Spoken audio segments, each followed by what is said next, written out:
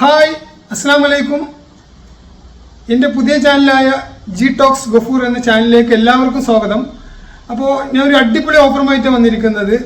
Offer പറഞ്ഞാൽ ഈ offer ഇനി ഒരിക്കലും കിട്ടില്ല, എവിടെയും കിട്ടില്ല, അങ്ങനത്തെ ഒരു ഓഫറാണ്. അപ്പോൾ അതിൻ്റെ കാരണവും അതിൻ്റെ വിശദാംശങ്ങൾക്കും നമുക്ക് കിടക്കാം. അപ്പോൾ ഓഫർ ഊനാലയാണ്. ഊനാല നമ്മൾ സ്റ്റാർട്ടിങ്ങിൽ കൊടുത്തത് 4500 രൂപയ്ക്കാണ് കൊടുത്തത്. നമസ്കാരം, പുതിയൊരു വീഡിയോയിലേക്ക് എല്ലാവർക്കും സുഖസ്വാഗതം. അപ്പം നിങ്ങൾക്ക് ആളെ മനസ്സിലായില്ലേ? നമ്മുടെ ഗഫൂർക്കയാണ്, അതായത് സിലു ടോക്സ് എന്ന് പറയുന്ന ഒരു ചാനൽ ഉണ്ടായിരുന്നു. നല്ല രീതിയിൽ പോകുന്ന, കുക്കിംഗ് ഒക്കെ ചെയ്ത് വളരെ സന്തോഷത്തോടു കൂടി 5 മക്കളുമായിട്ട് പോകുന്ന ഒരു കുടുംബം. ആ കുടുംബം ഇന്ന് ചിതറിയിട്ട് നാനാ ഭാഗങ്ങളായിട്ട് കിടക്കുന്നു. അതുമാത്രവുമല്ല, നമ്മുടെ ഗഫൂർക്ക് ഇപ്പം പറയുന്നത് എല്ലാം വിറ്റ് പൊറുക്കിയിട്ട് ഞാൻ പഴയ പ്രവാസത്തിലേക്ക് തന്നെ പോകുകയാണ് എന്നാണ് പറയുന്നത്. അപ്പോൾ ഈ വീഡിയോ കണ്ടപ്പോൾ എനിക്ക് തോന്നിയൊരു കാര്യം എന്താണെന്ന് വെച്ച് കഴിഞ്ഞാൽ, ഇങ്ങേർക്ക് എന്തോ ഒരു പ്രശ്നമുണ്ട്. അതായത് ഇങ്ങേർക്ക് മാത്രമല്ല, ആ കുടുംബത്തിൽ എന്തോ ഒരു വലിയൊരു പ്രശ്നമുണ്ട്. അതായത് എനിക്ക് തോന്നുന്നത് എന്താ വെച്ചാൽ, നല്ല രീതിയിൽ കടം വന്നിട്ടുണ്ട്. ഒന്നുകിൽ ഇവരുടെ ബിസിനസ് എല്ലാം പൊളിഞ്ഞു പോയിട്ടുണ്ട്, അല്ലെങ്കിൽ ഇവിടെ ബിസിനസ്സിൽ എന്തോ ഒരു വലിയ നഷ്ടം വന്നിട്ടുണ്ട്. അങ്ങനെ ഒരുപാട് കടങ്ങൾ വന്നിട്ടുണ്ട്. ആദ്യം ഇവർ കുറെ കടത്തിലായിരുന്നു എന്ന് പറഞ്ഞിട്ടുണ്ട്. ആ കടങ്ങളൊക്കെ വീടിയത് യൂട്യൂബിൽ നിന്നുള്ള വരുമാനം കൊണ്ടാണെന്ന് പണ്ടൊക്കെ ഇവർ പറയാറുണ്ട്. അത് കഴിഞ്ഞതിന് ശേഷം ഇവർ ഒരുപാട് ബിസിനസ് തുടങ്ങിയിട്ടുണ്ട്. ആ ബിസിനസ് എന്ന് പറഞ്ഞ ഒരു കൈവിട്ട കളിയായി പോയോ എന്നുള്ള ഒരു സംശയമാണ് എനിക്ക് തോന്നുന്നത്. അതുകൊണ്ടാണ് ആ വീട് വിട്ട് ഇറങ്ങേണ്ടി വന്നത് സുലുവിനും മക്കൾക്കും എന്നുള്ളൊരു സംശയമുണ്ട്.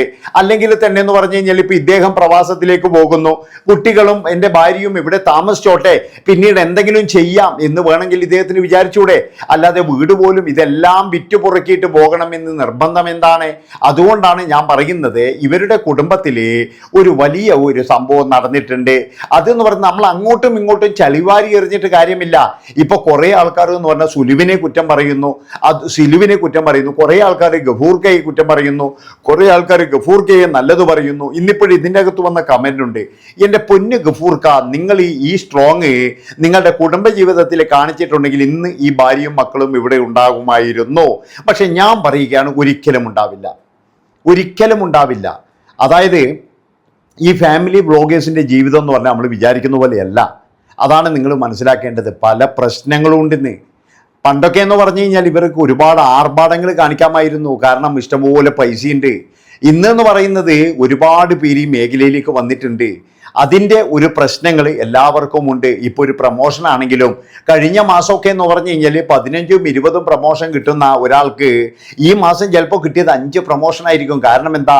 അതിലും കുറച്ച് ചെയ്യാനും പിന്നെ ഫ്രീ ആയിട്ട് ചെയ്യാൻ വരെ ഒരുപാട് ആൾക്കാരുണ്ട്. അങ്ങനെ പ്രൊമോഷനും കാര്യങ്ങളൊന്നും ഇല്ല. ഇപ്പോഴും ഗഫൂർക്ക പറയുകയാണ്, ഞാനും ഫ്രീ ആയിട്ട് പ്രൊമോഷൻ ചെയ്യും, ഞാനും ഫ്രീ ആയിട്ട് അങ്ങോട്ട് പ്രൊമോഷൻ ചെയ്യാൻ വേണ്ടി ഇരിക്കുകയാണ്. ഇതിൽ നിന്നും ഏറ്റവും വലിയൊരു എനിക്ക് ചിരി വന്ന ഒരു സംഭവം കൂടി നമ്മൾ ഗഫൂർക്ക പറയുന്നത് എന്താണെന്ന് വെച്ച് കഴിഞ്ഞാൽ, എനിക്ക് ചാരിറ്റി ചെയ്യാനും താല്പര്യമുണ്ട് എന്ന്. സ്വന്തം കുടുംബത്തിന് നമ്മുടെ ഗഫൂർക്കക്ക് സംരക്ഷിക്കാൻ കഴിഞ്ഞിട്ടില്ല. സ്വന്തം കുടുംബത്തിലെ മക്കൾക്ക് ആഹാരം വാങ്ങിച്ചു കൊടുക്കാനോ അല്ലെങ്കിൽ ആഹാരം കൊടുക്കാനോ കഴിയാതെ ഒളിച്ചോടുന്ന ഗഫൂർക്ക പറയുകയാണ്, എനിക്ക് ചാരിറ്റി തുടങ്ങാനുള്ള താല്പര്യമുണ്ടെന്ന്. അപ്പൊ അതിൻ്റെ അർത്ഥം എന്താണെന്ന് വെച്ച് കഴിഞ്ഞാൽ, ഈ ചാരിറ്റി എന്ന് പറഞ്ഞു കഴിഞ്ഞാൽ എന്തെങ്കിലും കിട്ടുന്നതായിരിക്കും, നമുക്കറിയില്ലല്ലോ. കാരണം എന്താണെന്ന് വെച്ചാൽ, നമ്മൾക്ക് ചാരിറ്റികൾ ചെയ്യുന്നവരൊക്കെ കള്ളന്മാരാണ്. എന്താണെന്ന് വെച്ച് കഴിഞ്ഞാൽ, ചാരിറ്റി ചെയ്യുന്നവരൊക്കെ നല്ല വീടും കാറും ഇതൊക്കെ ഉണ്ടാക്കിയിട്ടുണ്ട്. അതുകൊണ്ടാണ് പറയുന്നത്, ആര് ചാരിറ്റി ചെയ്തു കഴിഞ്ഞാലും ഏത് തരത്തിൽ ചെയ്തു കഴിഞ്ഞാലും ചാരിറ്റിയിലൂടെ നല്ല പൈസ പിടുങ്ങുന്ന ഒരുപാട് ആൾക്കാരുണ്ട്.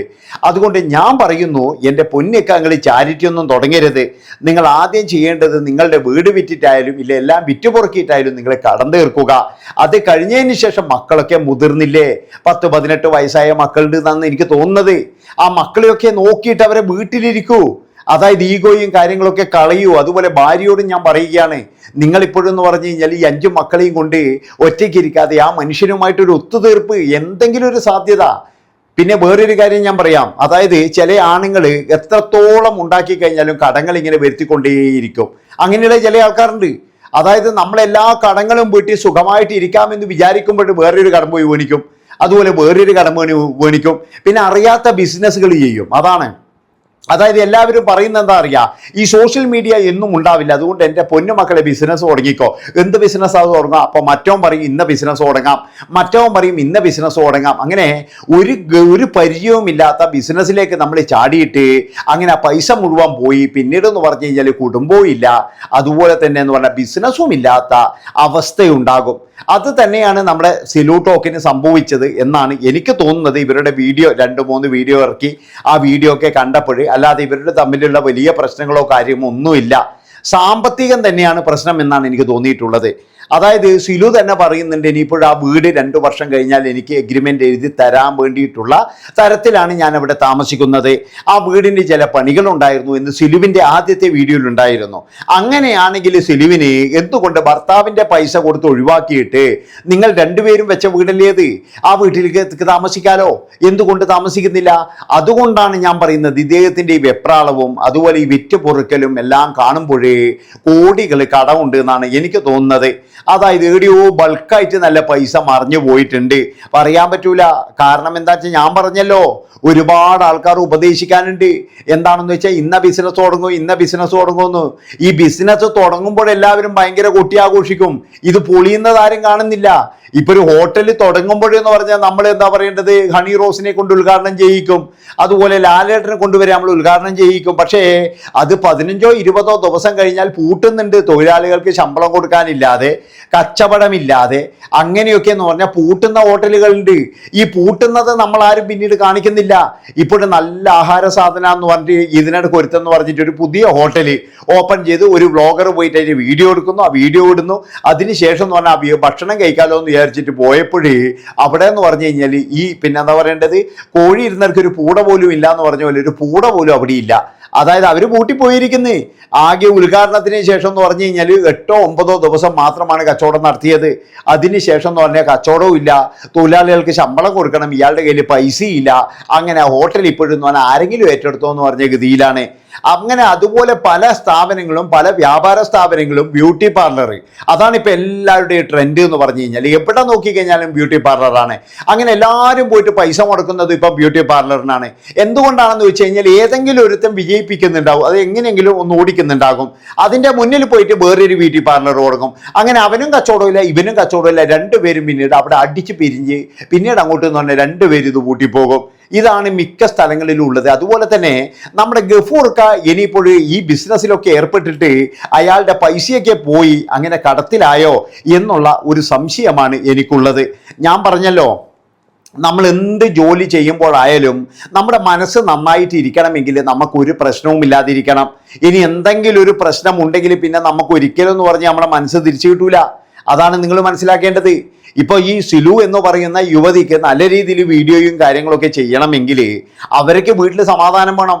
അപ്പോൾ ഇതുപോലെ ഒരുപാട് പൈസയും പോയി, പൈസ കളഞ്ഞു. അങ്ങനെ ഇയാളുടെ ആ ഒരു വീട്ടിലുള്ള ഗോഡൗണും കാര്യങ്ങളൊക്കെ കണ്ടപ്പോഴെനിക്ക് മനസ്സിലായത് ഇയാളുടെ തൊട്ടിലിന് വലിയ ജലമൊന്നുമില്ല. തൊട്ടിലൊക്കെ എന്ന് പറഞ്ഞു കഴിഞ്ഞാൽ ഇപ്പോഴും തൂക്കി കൊടുക്കേണ്ട ഗതികേടില്ലാന്നുള്ളത്. അപ്പം ഇത് ബൾക്കായിട്ട് ഇടുന്നോ, തൊട്ടിൽ കുറേ ഇറക്കിയിരുന്നു. പണ്ട് ഏതോ ഒരുത്തം പോയിട്ട് തക്കാളി പിന്നെ കച്ചവടം തുടങ്ങിയ പോലെയാണ്. അതായത് തക്കാളി കച്ചവടം എന്ന് പറഞ്ഞിട്ട് ഒരു നാഷണൽ പെർമിറ്റ് ലോറി മുഴുവൻ തക്കാളി കൊണ്ടുവന്നു. ഈ തക്കാളി മുഴുവൻ വാങ്ങിക്കാൻ ആളില്ലാതെ അതവിടെ ചീഞ്ഞ് നാറി. അതേപോലെയാണ്. എന്താണെന്ന് വെച്ച് കഴിഞ്ഞാൽ അങ്ങോട്ടും ഇങ്ങോട്ടും ചിന്തിക്കാതെ ആരെങ്കിലും പറയുന്നത് കേട്ട് നമ്മൾ എന്തെങ്കിലും ഒരു ബിസിനസ്സിൽ ഏർപ്പെടുമ്പോഴും വളരെയധികം സൂക്ഷിക്കണം.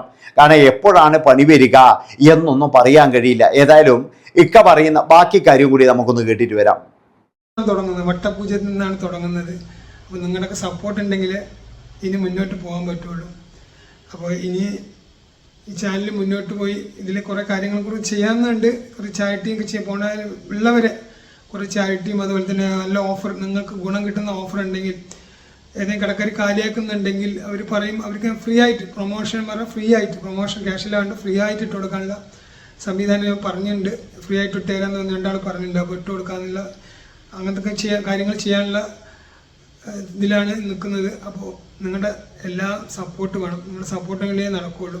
അപ്പോൾ സപ്പോർട്ടെന്ന് ഉദ്ദേശിക്കുന്നത് നമ്മൾ സബ്സ്ക്രൈബ് ചെയ്യുക, ചാനൽ സബ്സ്ക്രൈബ് ചെയ്ത് പിന്നെ അതുപോലെ തന്നെ ലൈക്ക് ചെയ്യുക, പറ്റുകയാണെങ്കിൽ ആർക്കെങ്കിലും ഷെയർ ചെയ്യുക. അങ്ങനെയൊക്കെ ചെയ്താലേ എനിക്ക് ഇനി മുന്നോട്ട് പോകാൻ പറ്റുള്ളൂ.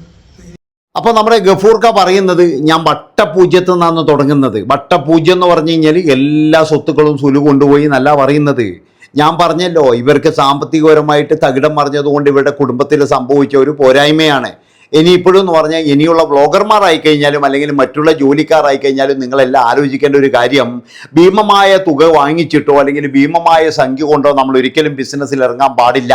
കാരണം എന്താണെന്ന് വെച്ച് കഴിഞ്ഞാൽ ഇന്ന് പഴയതുപോലെയല്ല, എല്ലാം തിരിച്ചു കിട്ടുമോ എന്ന് ചോദിച്ചു കഴിഞ്ഞാൽ ഒരു ഗ്യാരണ്ടിയുമില്ല. പല ആൾക്കാരും തന്നെ ഗൾഫിൽ നിന്ന് ഇങ്ങോട്ട് വരും, ഇവിടെ വന്ന് എന്തെങ്കിലും ഒരു ബിസിനസ് തുടങ്ങും, അത് കഴിഞ്ഞ് പൊട്ടിത്തകർന്ന് വീണ്ടും ഗൾഫിലേക്ക് തന്നെ പോകും. അത് തന്നെയാണ് നമ്മുടെ ഗഫൂർക്ക് ഇപ്പം ചെയ്യാൻ വേണ്ടി ശ്രമിക്കുന്നത്. എന്താണെന്ന് വെച്ചാൽ എല്ലാം വിറ്റതിന് ശേഷം ഗൾഫിലേക്ക് പോകേണ്ട പ്ലാനിങ് ആണ്. പിന്നെയൊക്കെ പറഞ്ഞതുപോലെ തന്നെ ചാരിറ്റി തുടങ്ങണം, അതുപോലെ ഫ്രീ പ്രൊമോഷൻ. എൻ്റെ പൊന്നൊക്കെ നിങ്ങൾ ചാരിറ്റി ഇപ്പോഴും തുടങ്ങരുത് എന്ന് ഞാൻ പറയുള്ളൂ. കാരണം ആ ഒരു പേര് ദോഷവും കൂടി നിങ്ങൾക്ക് വേണ്ട. ഇനി എങ്ങനെയെങ്കിലും ഈ കടങ്ങളെല്ലാം പിടി, പ്രശ്നങ്ങളെല്ലാം തീർന്ന് തൻ്റെ ഭാര്യയുമായിട്ട് മുന്നോട്ട് പോകുക. ഞാൻ പറഞ്ഞല്ലോ, ഇപ്പോഴെന്ന് പറഞ്ഞാൽ നമ്മൾ സുലു എന്ന് പറയുന്ന ആ സ്ത്രീയെ തെറ്റു പറയുമ്പോഴേ ഒരു കാര്യം നിങ്ങൾ ആലോചിക്കണം, 5 മക്കളുടെയും ചുമതല ആ സ്ത്രീയുടെ കയ്യിലാണ്. ഇദ്ദേഹത്തിന് ഇപ്പോൾ വേറെ ഒന്നും നോക്കാനില്ല, ഇദ്ദേഹത്തിന് ഇപ്പോൾ ഒരു കാര്യവും നോക്കണ്ട. ഇദ്ദേഹത്തിന് ഇപ്പോഴും രാവിലെ എഴുന്നേറ്റു, അദ്ദേഹത്തിൻ്റെ ആഹാരം കഴിച്ചു, അദ്ദേഹത്തിന് എവിടെയെങ്കിലും പോകാം. ചിലപ്പോഴെന്ന് പറഞ്ഞാൽ അദ്ദേഹത്തിൻ്റെ വീട്ടിൽ പോയി കഴിഞ്ഞാലും അദ്ദേഹത്തിന് ആഹാരം നടക്കും. അതുകൊണ്ട് ഇദ്ദേഹത്തിന് ഒന്നും പേടിക്കാനില്ല. ശരിക്കും ഇതിൽ പെട്ടുപോയത് 5 മക്കളെയും കൊണ്ട് സുലു തന്നെയാണ്. അതുകൊണ്ടാണ് ഞാൻ പറയുന്നത്, എപ്പോഴും എന്ന് പറഞ്ഞാൽ സ്ത്രീകളാണ് ഇതിലൊക്കെ പെടുക. അതുകൊണ്ട് ഈ ഗഫൂർ എന്ന് പറയുന്ന ആളുടെ കൂടെ വരെ നമുക്ക് ചേരാൻ കഴിയുന്നില്ല. കാരണം ആ വീടും ആ ഇതൊക്കെ കുഞ്ഞുങ്ങൾക്ക് കൊടുത്തിട്ട് നിങ്ങൾ ഇവിടെ താമസിച്ചോ, എൻ്റെ ചോരയല്ലേ എന്നുള്ളൊരു വിചാരം പോലും ആ മനുഷ്യനുണ്ടായില്ല. ഭാര്യയോട് നമുക്ക് എന്ത് വേണമെങ്കിലും ദേഷ്യമോ വൈരാഗ്യം എന്തോ ഉണ്ടായിക്കോട്ടെ, പക്ഷെ കുഞ്ഞുങ്ങൾ നമ്മളത് കൂടിയല്ലേ. അല്ലാതെ ഭാര്യയോട് ദേഷ്യം വരുമ്പോഴേക്കും കുഞ്ഞുങ്ങളോടുള്ള ദേഷ്യം കൂടി, അല്ലെ അതുപോലെ തന്നെ മറ്റുള്ളവരോടുള്ള ദേഷ്യം കൂടി, ഇതല്ലല്ലോ വേണ്ടത്. ഇത്രയും പറഞ്ഞുകൊണ്ട് ഈ ഒരു വീഡിയോ ഇവിടെ വെച്ച് വൈൻഡപ്പ് ചെയ്യാണ്. നന്ദി, നമസ്കാരം.